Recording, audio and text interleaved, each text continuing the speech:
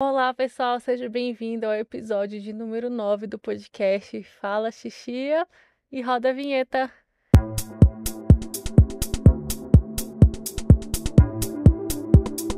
Pessoal, hoje eu vim conversar com vocês sobre servir, sobre o papel do líder, sobre o serviço na liderança. Esse final de semana eu estava no retiro junto com a minha equipe dos voluntários interligados e essa palavra foi algo que Deus trouxe para mim num sonho. Então, há mais de um mês atrás, eu sonhei com essa palavra ministrando exatamente no lugar onde a gente estava no nosso retiro de liderança. E hoje eu queria compartilhar um pouquinho sobre isso que Deus tem ministrado ao meu coração. Às vezes na liderança, né, a gente tem medo de lidar com as frustrações, da gente se decepcionar com as pessoas, né, da gente criar uma decepção. E às vezes muitos líderes me mandam mensagem e aí eles falam: "Ah, mas eu tenho medo de me frustrar". E aí eu falo: "Eu sinto lhe informar, eu sinto te dar essa notícia, mas isso vai acontecer na liderança. Esteja preparado para isso". E a pergunta é: para onde a gente está olhando, né? E eu queria falar com vocês sobre Lucas 26, 27. Quando Jesus, ele tá falando que ele vai ser traído, que ele vai ser morto, né? Jesus está ali fazendo o último encontro, a última ceia ali com a ceia com os discípulos. E aí ele tá falando: Alguém de vocês vai me trair". E eu imagino que como amigos, né, quando você é muito amigo de uma pessoa, eu pelo menos eu pego mais as dores dos meus amigos do que a minha. Então se alguém me ofende é mais fácil eu perdoar, eu lido de uma forma mais tranquila do que quando alguém ofende ou machuca alguém que eu amo muito. E eu imagino Jesus compartilhando ali a sua dor, ele falando assim: "Um de vocês vai me trair". E aí eles começam a se perguntar, né, quem será esse? Quem é que vai trair Jesus? Quem é?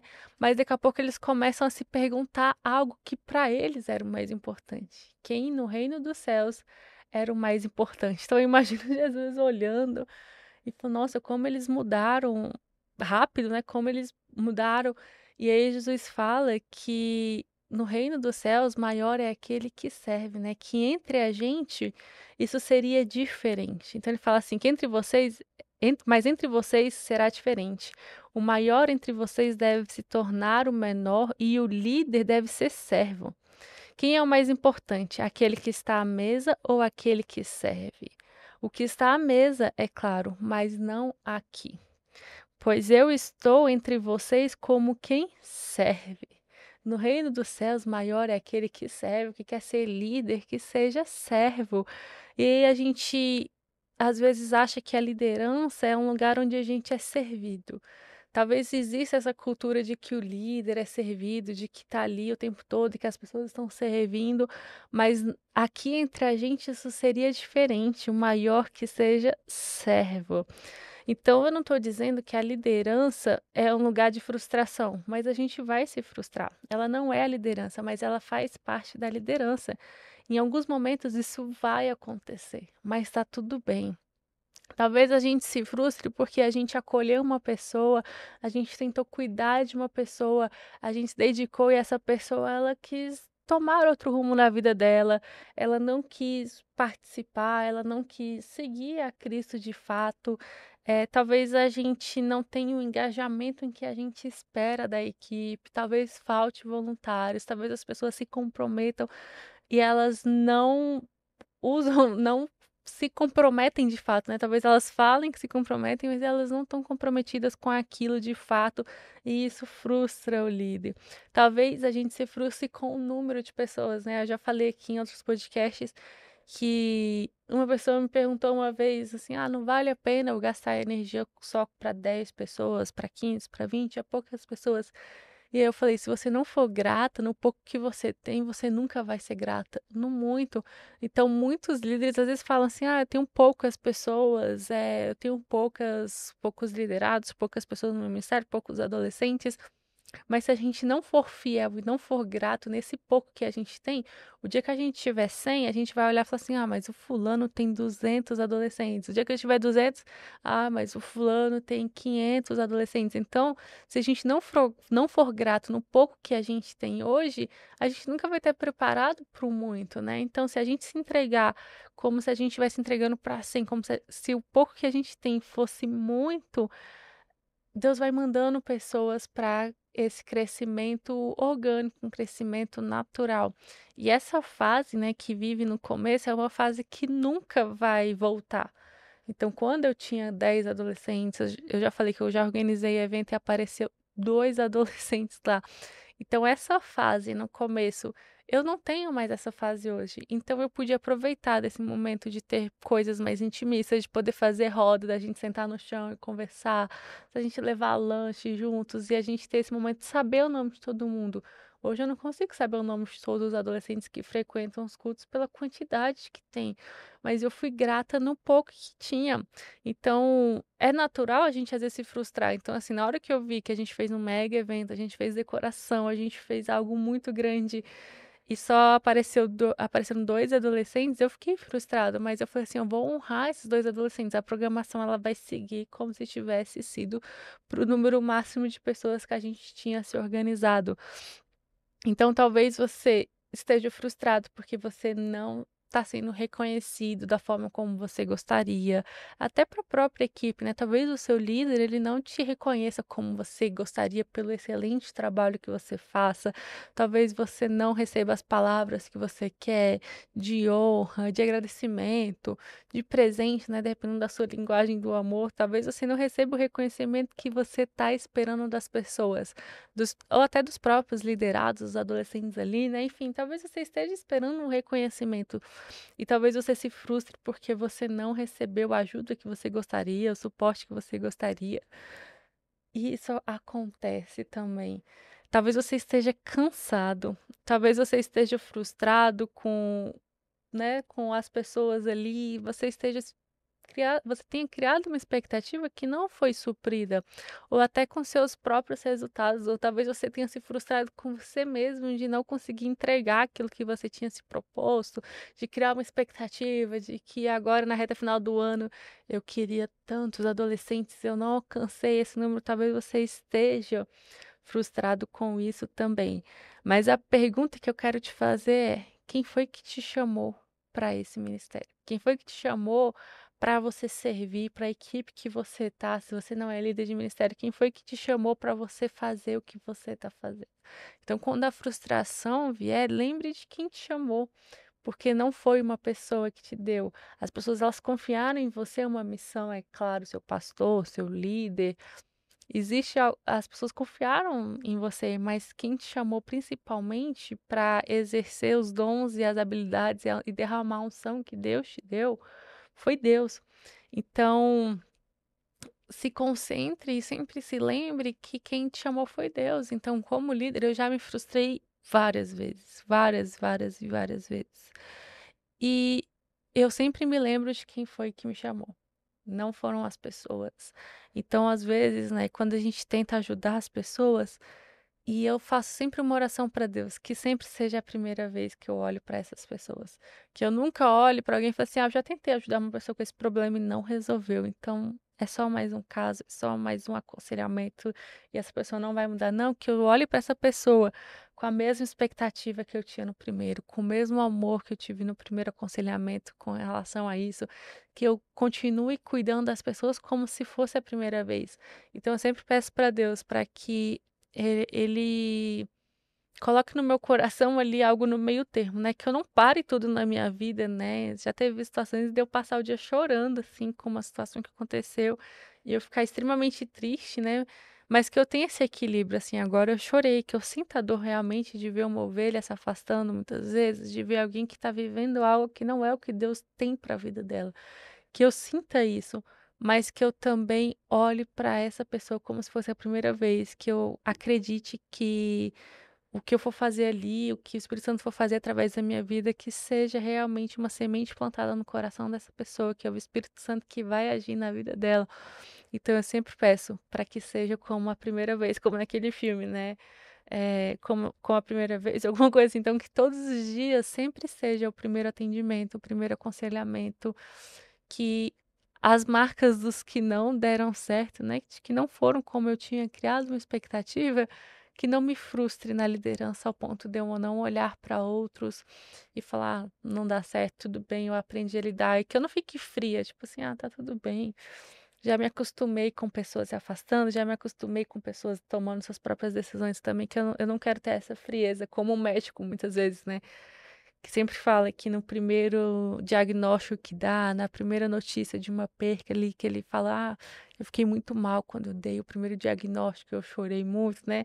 Hoje eu me acostumei, eu não quero ter essa frieza, né, que meu coração não se feche para isso, né.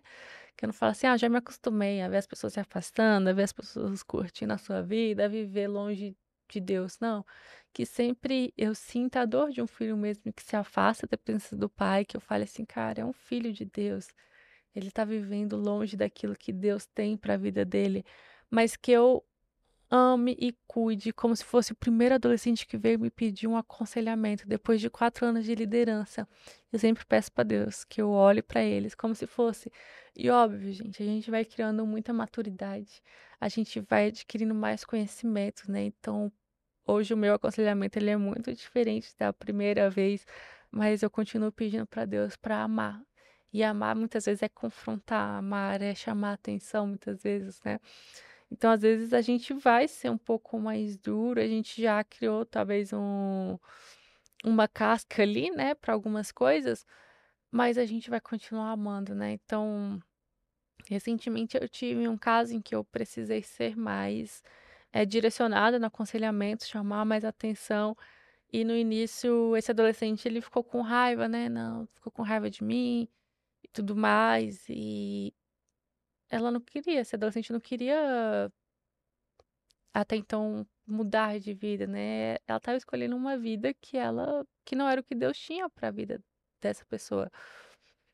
E aí eu falei: "É uma escolha sua, eu não posso interferir, me dói muito te ver tomando essa decisão, mas é uma escolha sua". E em todos os momentos eu falei da verdade, eu falei da Bíblia, né. E em um determinado dia, esse adolescente me procurou e falou: "Ah, hoje eu consigo reconhecer que você estava cuidando de mim mesmo eu tendo ficado com raiva de você". Então, esses dias um adolescente ficou com muita raiva de mim, muita raiva. Eu falei assim: "Tá tudo bem, eu não vou te pedir perdão, porque eu tô fazendo o que é certo nessa situação. Então, se você ficar com raiva de mim, pode ficar com raiva de mim.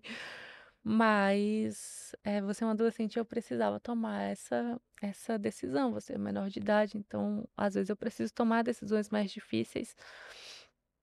Então, às vezes, isso vai acontecer, a gente vai ver pessoas se afastando, a gente vai ver pessoas vivendo outras coisas e a gente precisa lidar com essa frustração, às vezes, de não dar certo. E na Bíblia fala, né, que quanto mais é dado, mais nos é cobrado, né? Então, quanto mais a gente aprende, quanto mais crescimento, mais é cobrado da gente. Então, quanto mais a gente vai aprendendo, mais a gente se cansa também na liderança, mais a gente vai se entregando. Mas no dia que você pensar em desistir da sua liderança, lembre quem foi que te chamou. Porque quem te deu essa missão não foi uma pessoa, quem te deu essa missão não foi você mesmo, foi Deus que te deu essa missão. Então, se Deus te chamou, quem vai te fortalecer é Ele. Então, que no seu coração tenha essa dependência de Deus, porque a missão ela não depende das respostas das pessoas. A sua missão ela depende exclusivamente de Deus, porque foi Deus que te deu essa missão. Então, tem dias que eu literalmente eu não sei o que fazer. Eu lembro que uma vez eu precisei lidar com uma situação, eu nunca tinha lidado com essa situação. E eu falo que a vida do líder é um eterno. Eu nunca pensei. Hoje mesmo eu estava numa ligação com uma líder também. E aí ela falou assim: "Nossa, eu nunca pensei que eu passaria por isso na minha vida". Eu falei bem assim: "É, a vida do líder é falar isso constantemente. Eu nunca pensei que eu passaria por isso na vida".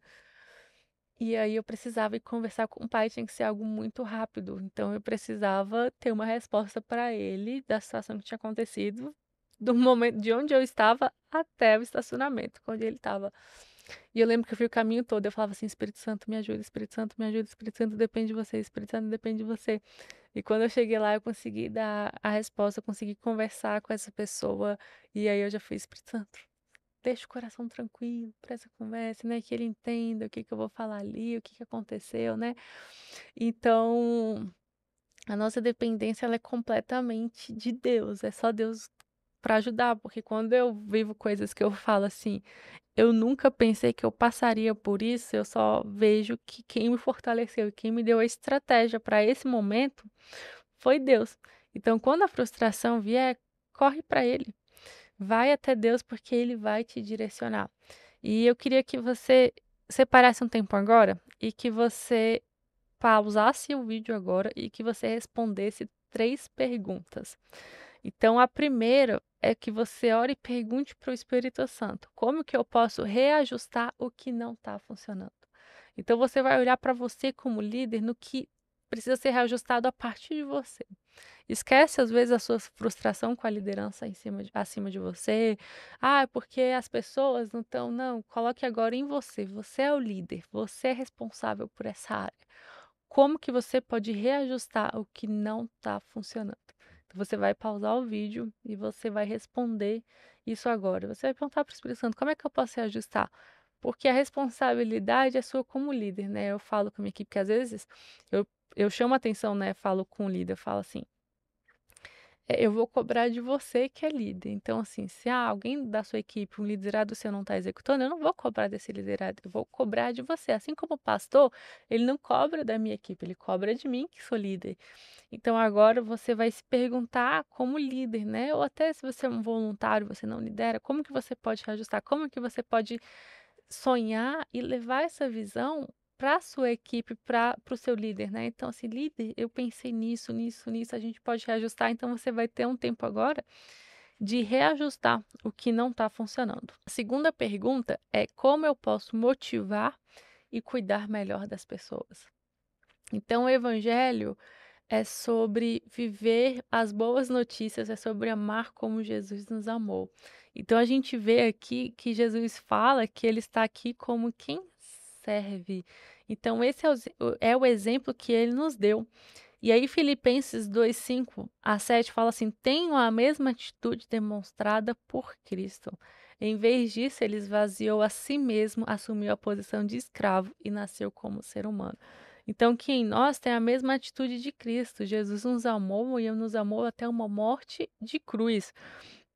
Então, como que a gente pode motivar? Eu não estou falando para a gente criar uma cultura onde as pessoas chegam simplesmente para serem servidas, uma cultura onde as pessoas pegam e saem e falam, eu não recebi hoje, uma cultura de só ir lá para receber, sabe? Mas como que a gente pode talvez olhar para a nossa equipe, olhar para as pessoas e entender qual que é a dor dessas pessoas, o porquê às vezes elas não estão servindo, por que elas não estão participando, o porquê que as pessoas às vezes, né, o que que a gente pode melhorar. Então, eu acredito que a gente sempre pode estar evoluindo, né? Então, qual que é a direção que o Espírito Santo está te dando? Então, como que a gente pode amar e cuidar mais das pessoas? Então, tem hora que a gente vai precisar reajustar a rota. Então, esse ano o Espírito Santo falou comigo, tá na hora de voltar à essência do evangelho, a simplicidade do evangelho, na verdade, foi a palavra que Deus usou comigo. O evangelho que olha nos olhos, o evangelho que senta, que conversa, que entende a dor do outro.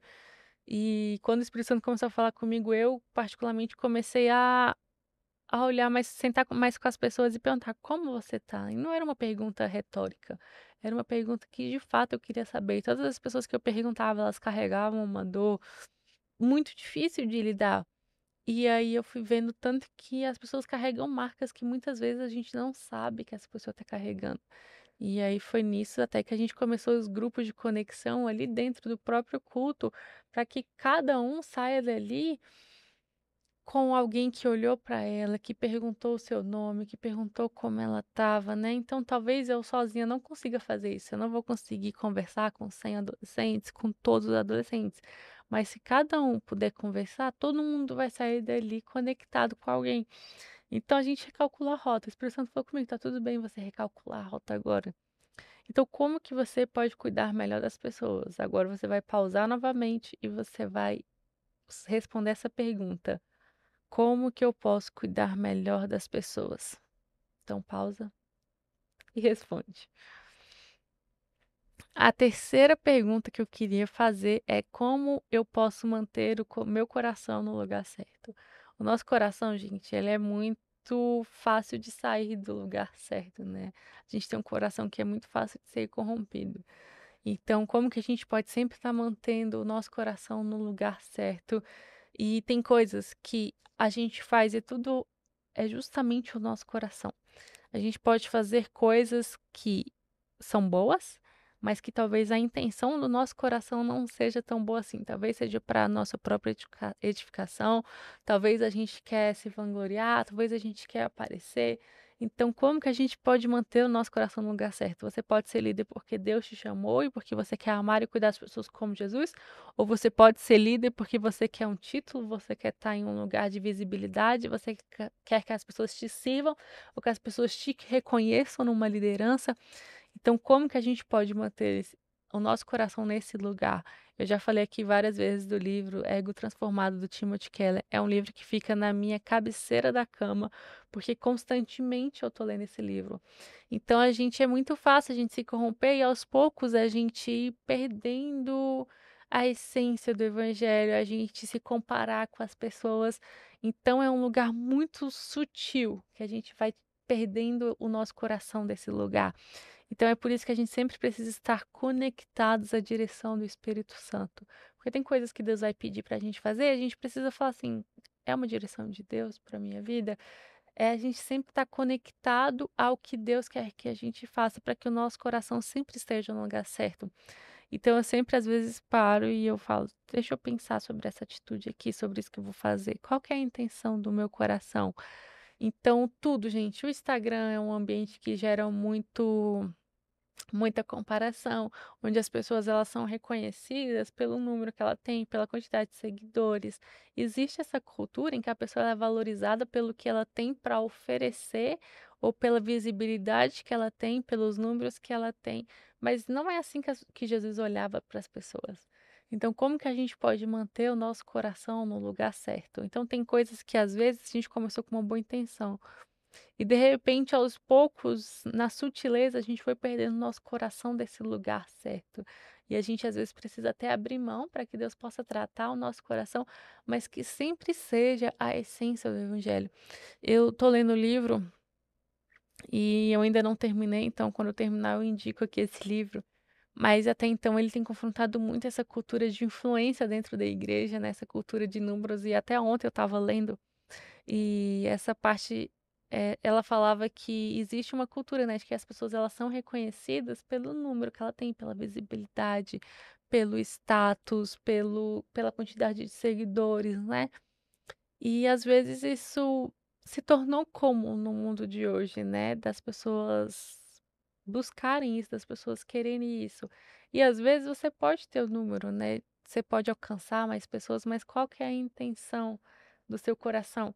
E a autora ela trazia várias pessoas, né? Vários líderes grandes conhecidos mundialmente que se corromperam, né? Como que foi vindo a queda, né? Infelizmente dessas pessoas.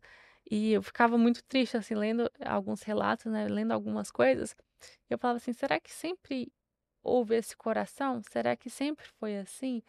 E eu acredito que o nosso coração ele pode ir se corrompendo aos poucos, por isso que a gente sempre precisa estar no lugar certo, sabe? Que o nosso coração sempre esteja voltado completamente para a presença de Deus, que no momento em que Deus pedir para você, agora você vai sair disso, porque isso está tomando um lugar no seu coração.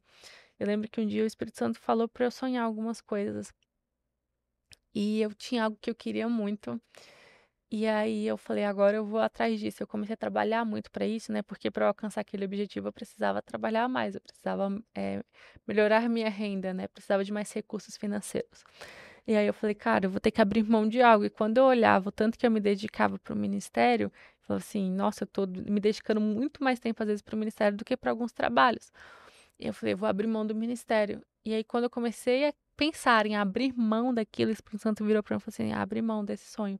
Aí eu falei, não. E aí, eu comecei a entrar em guerra com Deus. Eu falei, eu não vou abrir mão disso, eu não vou abrir mão disso. E aí, mas você falou. E aí, um dia, eu tinha que. Era numa sexta-feira, era o dia do nosso culto, e eu precisava pregar. E aí, eu gosto de pregar aquilo que Deus está ministrando no meu coração. Eu falei assim: eu não vou pregar desse jeito, eu não vou pregar algo que eu não estou vivendo, né? Por mais que hoje, né? Hoje, nessa semana, eu não estou vivendo isso.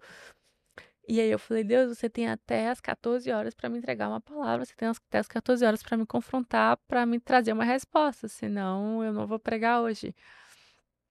E eu lembro que eu estava dirigindo, eu estava indo para um lugar comprar um negócio pro culto. E aí o Espírito Santo falou assim comigo: tudo aquilo que rouba o meu lugar do seu coração te faz mal. Eu te pedi isso porque eu estava criando um lugar no seu coração que não tinha que estar. Então, tudo aquilo que está no seu coração, que é maior do que eu, vai fazer mal para você. Por isso que eu te pedi para abrir mão daquilo. E eu lembro que nesse dia eu preguei, foi uma pregação com muito choro e realmente não tinha um esboço especificamente daquela pregação, porque a pregação era o que Deus estava ministrando comigo naquele momento. Então, eu fui muito vulnerável, porque como líder a gente também tem a nossa vulnerabilidade. Tem horas que a gente não tá bem, tem horas que a gente tem as nossas guerras, os nossos conflitos com Deus, né? E às vezes as pessoas elas olham pra gente e falam assim: "Ah, o líder é muito espiritual. O líder não passa por problemas. Tudo que Deus pede pra ele é muito fácil abrir mão". E não é, gente. Não é fácil abrir mão de coisas que Deus pede pra gente. É um lugar de muita entrega, de muita renúncia. É onde eu abro mão de muitas coisas na minha vida para estar vivendo a liderança, para estar vivendo um relacionamento com Deus. Às vezes, para eu ter um tempo de oração, eu preciso abrir mão de um tempo de lazer, muitas vezes, por conta da rotina de trabalho, de tudo, né? Então, existe uma entrega. Às vezes as pessoas elas olham e falam assim: "Ah, eu queria ter a vida que você tem com Deus". Mas só eu sei o que que eu faço para ter essa vida que eu tenho com Deus. Então existe um lugar de entrega do nosso coração completamente, né? Então quando Deus pede para Isaac, para Abraão, Isaac, Deus não está pedindo Isaac, Deus está pedindo o coração de Abraão. Então, às vezes, Deus não está pedindo um sonho para a gente, Deus não está pedindo uma carreira, Deus não está pedindo algo material ou algo, né, que a gente quer. Deus está pedindo o nosso coração. E Deus me pediu aquilo porque o meu coração estava no lugar errado. Então, tem hora que a gente precisa reajustar o nosso coração e a gente precisa ter essa sensibilidade de escutar a voz de Deus. Então, eu sempre peço muito para o Espírito Santo para que eu sempre esteja nesse lugar de completa vulnerabilidade e dependência dele. Por mais que eu entre ali em guerra ali com Deus durante uma semana, chateada com ele, mas no momento ele me deu algumas lapadas. Eu lembro que no carro ele me deu muitas lapadas, me confrontou bastante, mas que eu estava com o coração disposto a abrir mão desse sonho, daquilo que eu queria viver para poder estar com meu coração completamente entregue para Deus. Então, às vezes, Deus pede coisas pra gente que não é que aquilo é errado, mas que roubam um espaço que é dele no nosso coração. Então, que o nosso coração de líder sempre esteja entregue à presença dele. Então, pergunte sempre para Jesus como que a gente pode reajustar o nosso coração e pergunte diretamente para ele. Faça essas perguntas junto com Jesus, porque Jesus é o maior interessado nas pessoas que você acompanha. Jesus é o maior interessado que o ministério cresça, que as pessoas sejam cuidadas ali dentro. Então eu sempre faço essa oração antes do culto começar. Deus, você é o maior interessado no bem-estar deles, você é o maior interessado nessas pessoas, mais do que eu. Então me mostra aquilo que você quer fazer e falar com eles. Então, as pessoas elas lideram áreas, né? Então assim, Deus confiou uma missão a você. Então, se você está aqui nesse podcast, acredito que você seja um líder. Se você não for, se você for um voluntário, Deus te confiou uma missão mesmo assim. Então, o seu líder confiou em você uma missão, as pessoas confiaram em você uma missão. Então, segue a direção que Deus está te dando, segue ali o chamado que Deus tem para a sua vida. Você vai se frustrar, mas a frustração, ela não é a liderança. Ela existe na liderança, mas ela não é a liderança. Então não deixe que a frustração ela se torne o seu guia. Deixe que Jesus seja o seu guia, que quando você se frustrar, que você olhe para Jesus e peça para ele reajustar o seu coração. O evangelho ele nos ensina a olhar para o outro e enxergar além da nossa dor, das nossas frustrações, dos nossos desejos, das nossas expectativas. Então, liderar é amar como Jesus nos amou. Tem dias que a gente está super mal, e a gente vai receber uma ligação. Eu lembro do dia que eu estava no meu quarto e eu estava chorando muito, e eu estava muito cansada. E aí uma pessoa me ligou e eu estava chorando, e ela falou assim: "Ah, você acabou de acordar?" E eu estava com voz de choro.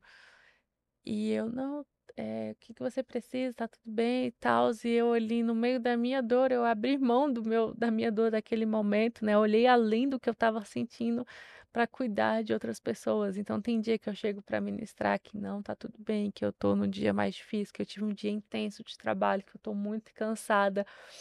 Mas que a gente está ali cuidando e amando as pessoas, porque Jesus nos amou em meio à dor, em meio à sua morte de cruz, Jesus estava nos amando. Então, liderar é amar como Jesus nos amou. A verdadeira grandeza do líder não está em ser servido, mas está em servir. Esse é o principal papel do líder, é ser servo, e é assim que a gente é referência para as pessoas.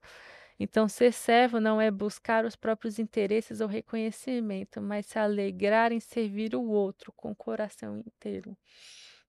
Então, Jesus nunca deixou de nos amar, mesmo quando ele foi rejeitado, mesmo quando ele ia ser traído, ele estava ali nos amando. Então, que a gente possa olhar e amar as pessoas como Jesus nos amou, se entregar completamente, viver de fato aquilo que Deus nos chamou para viver, que essa seja a nossa grandeza na liderança. Amém?